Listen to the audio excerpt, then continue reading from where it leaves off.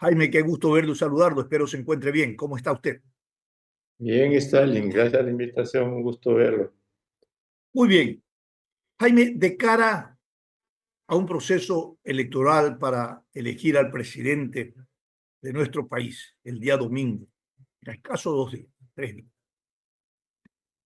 cualquiera que gane este proceso electoral de los candidatos que están en este balotaje, enfrentarán un país con problemas en los distintos ámbitos, sociales, económicos, políticos. Y el día de hoy con usted voy a pedirle echar una mirada cómo recibe el nuevo gobernante, cualquiera de los dos, en el aspecto económico fiscal, eh, la cartera económica del país. Porque esto ha servido para, en otros momentos, hasta para eslogan políticos en donde un presidente que salía o los candidatos le decían, te dejo la mesa puesta. Y otros decían, mira, es una mesa que le falta una pata. Y otros decían, la mesa no tiene mantel ni tenedores. Bueno, en definitiva, ¿en qué circunstancia encontrará el nuevo gobernante la mesa de la economía de nuestro país y la política fiscal? Y que tendrá que enfrentarla inmediatamente. Bienvenido. Bueno, el problema fiscal es severo. Este gobierno logró reducir el déficit el año anterior de 6.200 millones a 3.100 millones, con el aumento del IVA, la reducción de subsidios a los combustibles, la remisión tributaria, impuestos temporales a las empresas, a la banca y otra serie de ingresos, ¿no?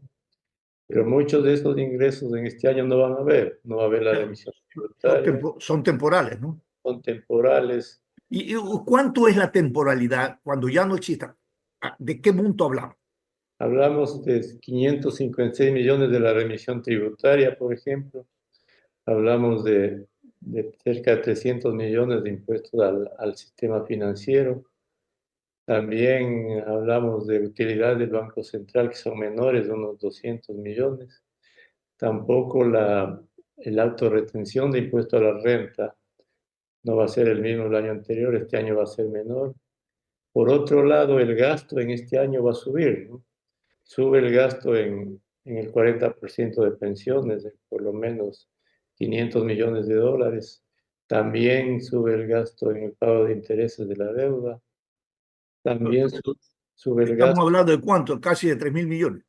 sí, entre menos ingresos y más gastos, unos 2.000 millones más, ¿no? Pero Impresionante. Pero además, el precio del petróleo en este momento está en $60 el barril, ha bajado por, por la revolución del comercio de Trump. El precio del petróleo está en $60 el barril. Si se deduce el,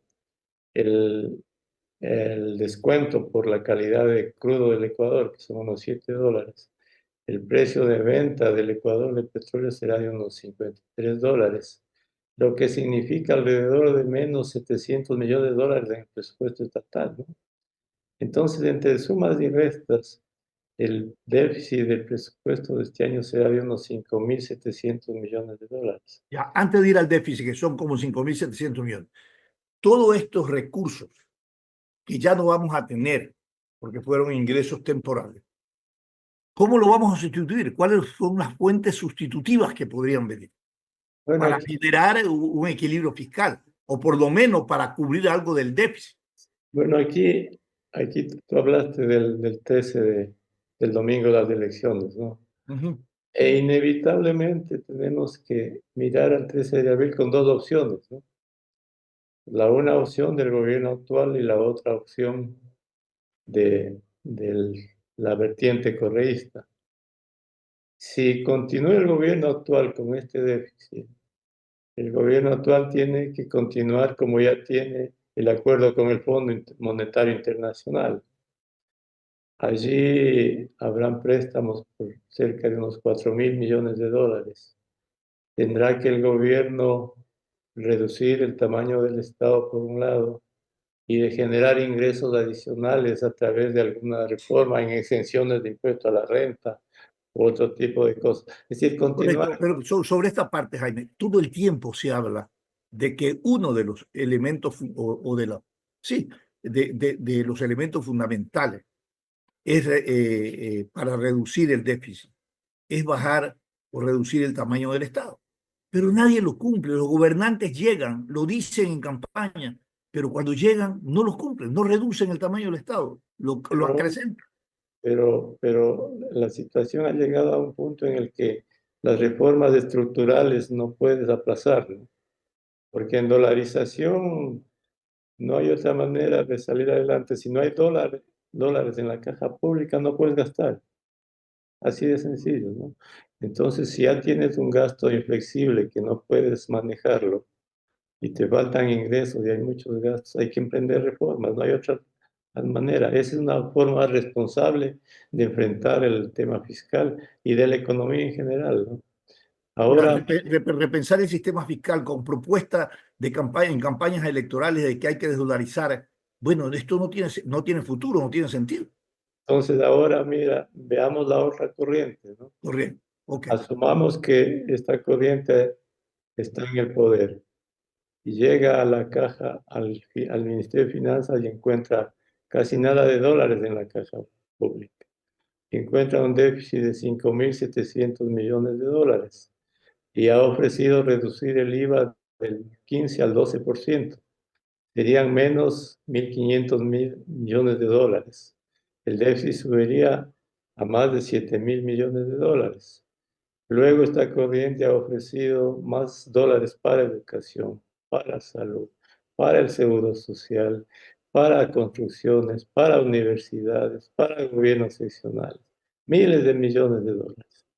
Solo asumamos que pretenden, para satisfacer lo que han ofrecido y contentar a la parroquia, digamos que pretenden gastar 3.000 millones de dólares más. Sería un déficit de 10.000 millones de dólares en una economía dolarizada. ¿Cuál es lo que van a hacer y lo que han dicho, ¿no? Tomar la Reserva Internacional, crear o inventar dólares, ¿no? O crear una moneda paralela o pagar con papeles las obligaciones del Estado. Entonces, en estas circunstancias, la gente va a decir, si se están tomando la Reserva Internacional, que es parte de los ahorros que tiene la gente en el Banco Central, bueno, mucha gente dirá, si van a hacer esto, prefiero tener mis dólares en mi casa antes que en los bancos, ¿no?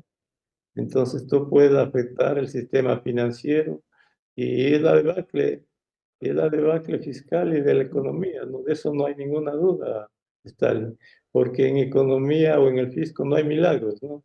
Es No, decir, si tú tienes una economía dolarizada que intrínsecamente te exige disciplina fiscal, porque no hay otra manera, ¿no?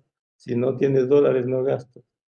Y los populismos son adversos a la disciplina fiscal, no les gusta, es decir, rechazan totalmente la disciplina fiscal, la disciplina económica. Entonces, el camino obvio es iniciar la ruta de la desdolarización del país, de la economía, porque no se pueden inventar dólares, ¿no? Y para atender las necesidades de la población no hay soluciones mágicas. Es decir, el país lo que requiere es disciplina económica, disciplina fiscal. Mira tú, este gobierno, si llega, es decir, la corriente correísta, si llega al país, al poder, no va a pagar la deuda. Mira tú este momento el riesgo país. Está en 1.908 puntos, 1.908 puntos. Imagínate. Y si llegan al poder, el riesgo país será de 3.000, de 4.000 puntos, ¿no?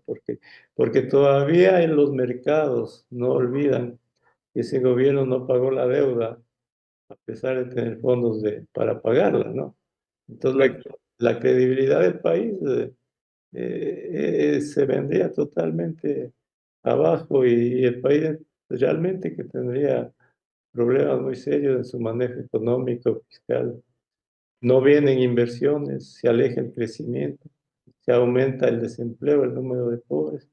Es que el Ecuador necesita en las circunstancias actuales y en otras, un manejo fiscal y económico absolutamente responsable.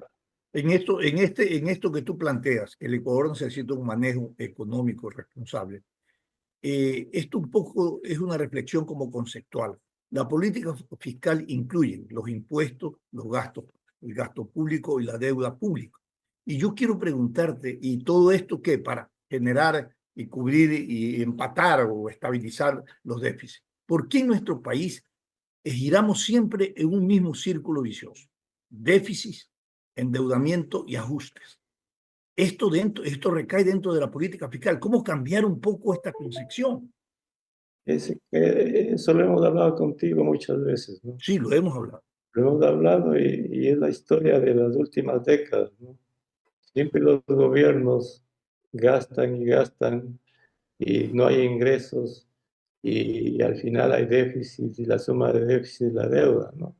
Esa es una de las razones por las que el dólar, el sucre, desapareció en 1999, ¿no? Ujú. Y a partir de eso, a partir de la adopción de la dolarización, mira tú que los primeros años, 2000, 2006, con el fuerte sacudón de la crisis del 99, el Ecuador estaba en una buena ruta, ¿no?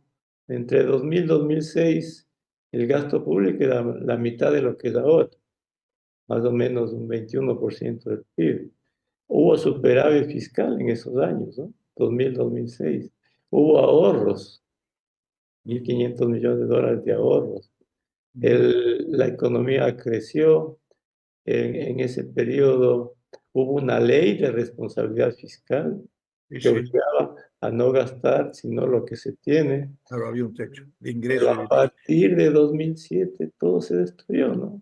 Mira tú que se destruyó la ley de responsabilidad fiscal, se consumieron los fondos de ahorro, fondos se, de ahorro. se aumentó, duplicó prácticamente el gasto público.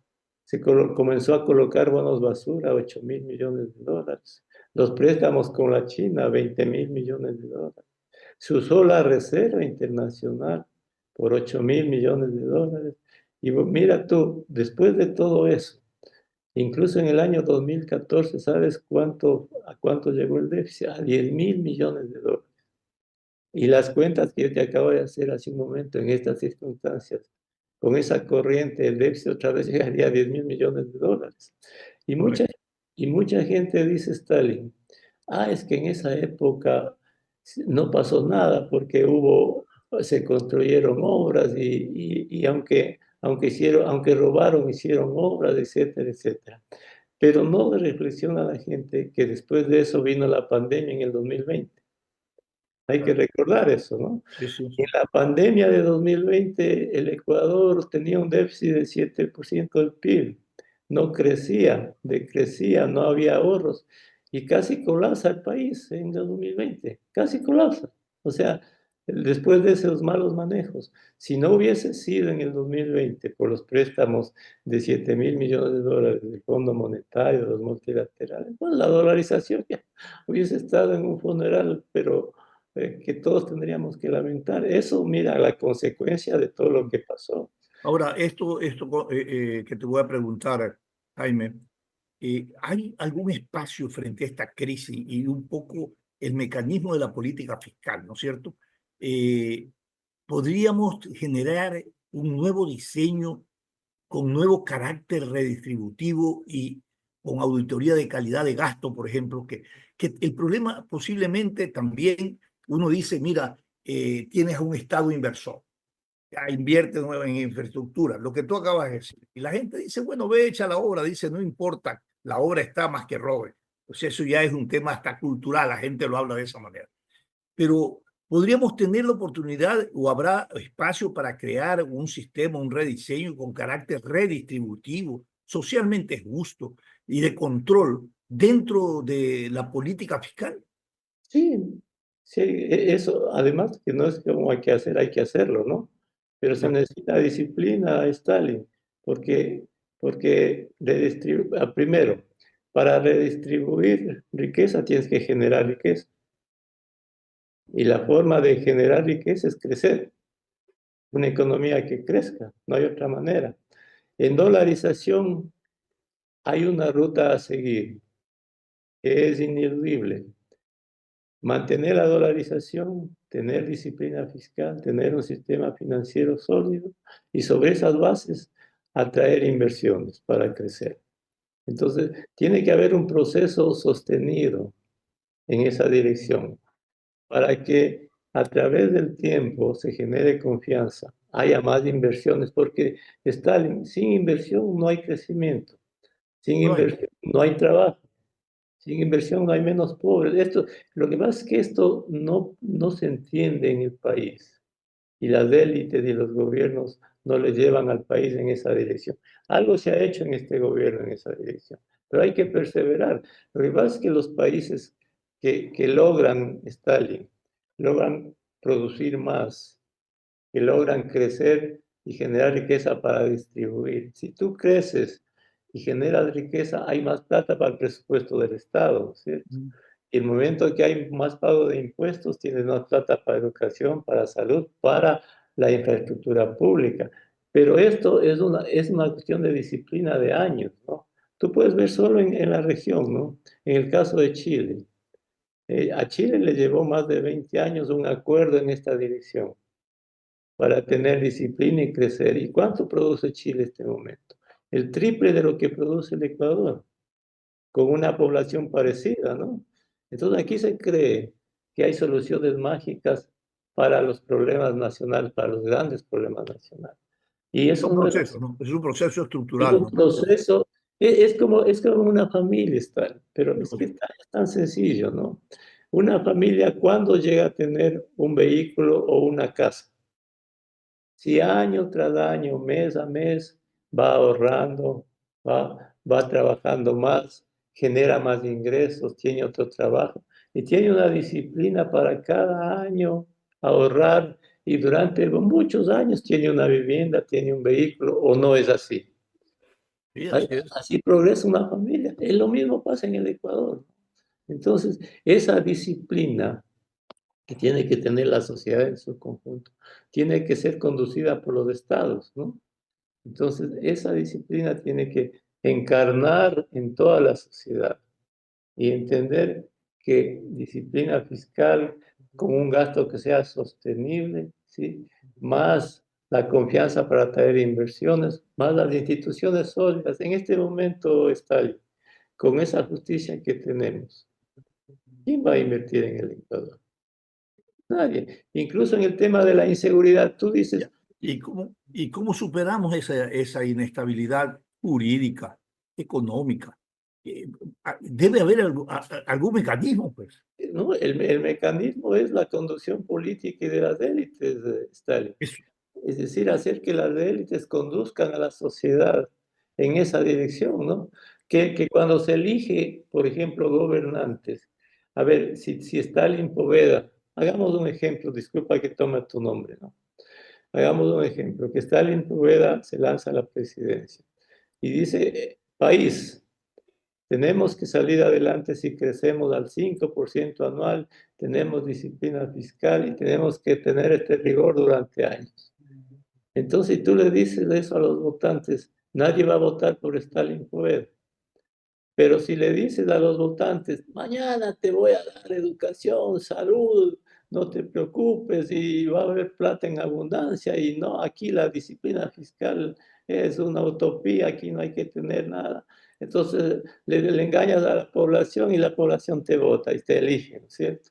Entonces llegas al poder y te das cuenta que no hay nada de plata y ahí la gente te comienza a reclamar, se desencanta y viene la ingobernabilidad, viene la represión y seguimos en ese círculo, ¿no es cierto? Entonces, Correcto. es un tema cultural de hacer que a través de las élites la sociedad en conjunto entienda que no hay otra. Estamos en un diálogo con Jaime Carrera, un diálogo con el economista Jaime Carrera desde el Observatorio de la Política Fiscal en nuestro país. Y quiero aprovechar estos últimos minutos, Jaime, para preguntarte cuál es tu lectura respecto a esta guerra global de los aranceles. ¿qué impacto puede tener en nuestra economía, en la política fiscal, en la política de desarrollo productivo, en las exportaciones para nuestro país? Bueno, es un cambio total en el comercio mundial. Stalin es un retroceso brutal. A través de la historia de la humanidad, los países y el mundo ha progresado a través del comercio. Es decir, Claro. y en los últimos casi 100 años, el comercio ha sido el motor de desarrollo del mundo, ¿no? Comprar y vender, y, pero este cambio es brutal, es decir, es volver al proteccionismo, ¿no? Volver a que cada uno, cada país se defienda. Y es un cambio incluso en los modos de producción, porque mira tú, hay las empresas en general, ¿sí? Tienen la producción distribuida en varios países, ¿no? En varios países del mundo. Y eso ha hecho que se rebajen costos y que el comercio aumente y las economías crezcan. Y en el caso del Ecuador, mira, ¿qué es lo que pasa? Ya vemos este momento. Estos cambios del comercio mundial de proteccionismo, el primer efecto es la baja del precio del petróleo, brutal, ¿no?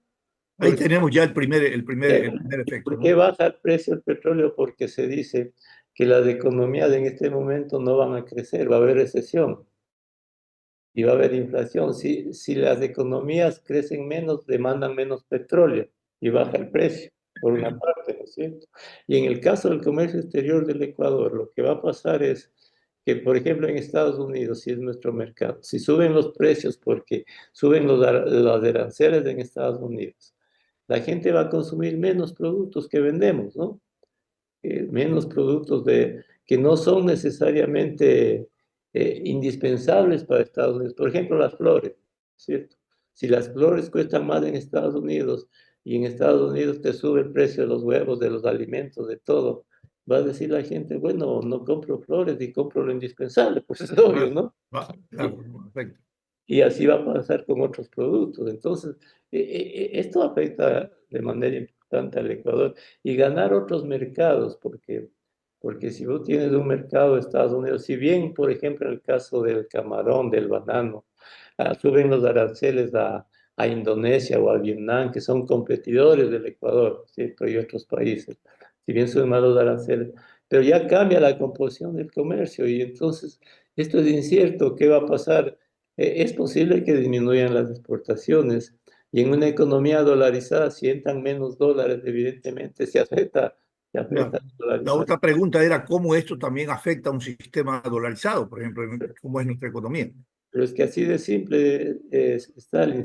Si nosotros tenemos una economía dolarizada y nuestra economía se alimenta de dólares para crecer, y si entran menos dólares por exportaciones, por petróleo, y no hay inversión extranjera directa, bueno, tenemos un problema serio de flujo de dólares y eso nos obliga a mayor disciplina en el país, ¿sí?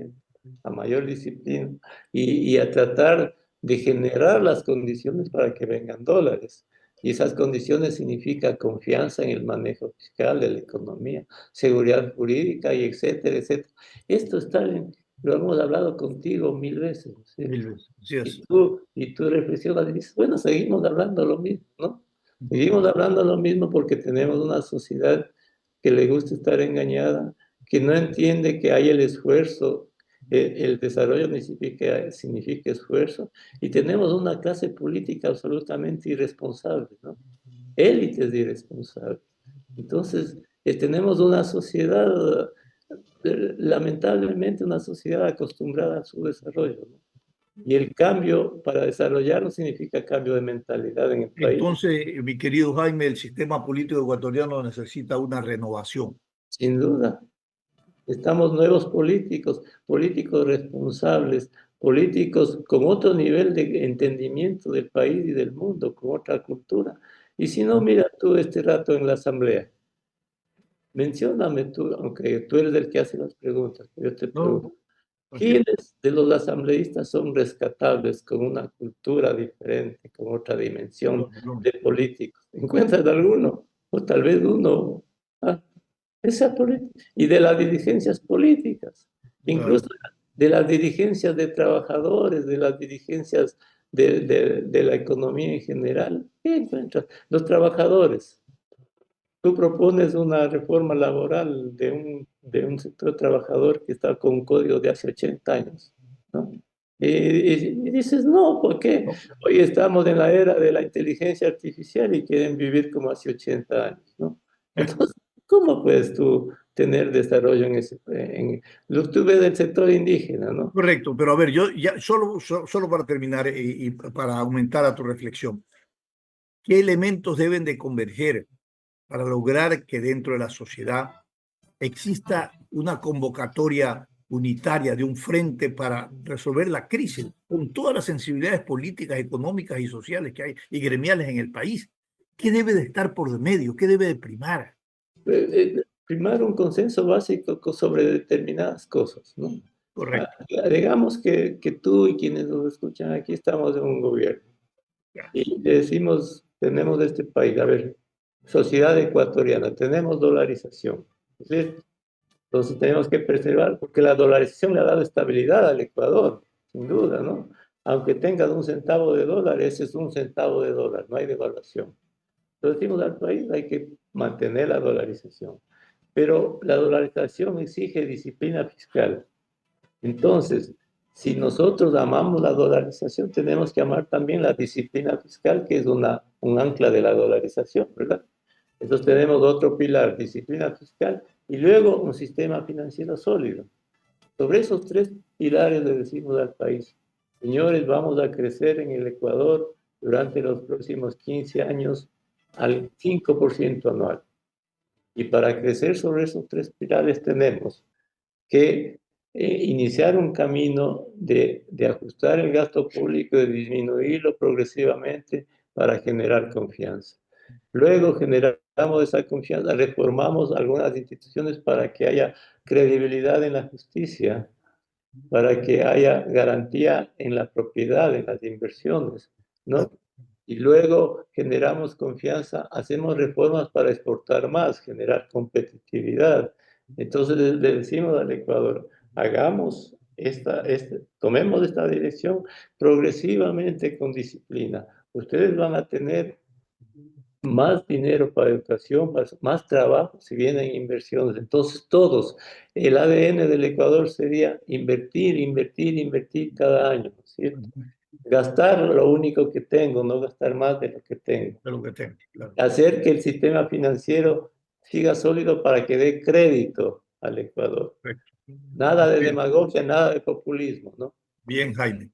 Quiero agradecerte. Realmente ha sido muy interesante este diálogo, muy objetivo, porque al final, sobre este proyecto y frente común, consenso básico que tú planteas, también es necesario que la clase política entienda que cada vez o etapa de un nuevo gobernante debe respetar ese consenso básico, ese proyecto país, para que de esta manera se consolide el sistema como tal. El factor transparencia es muy importante también en estos procesos, para que también se empodere la ciudadanía de que la propuesta es sostenible y es viable. Jaime, muchísimas gracias por haber estado con nosotros.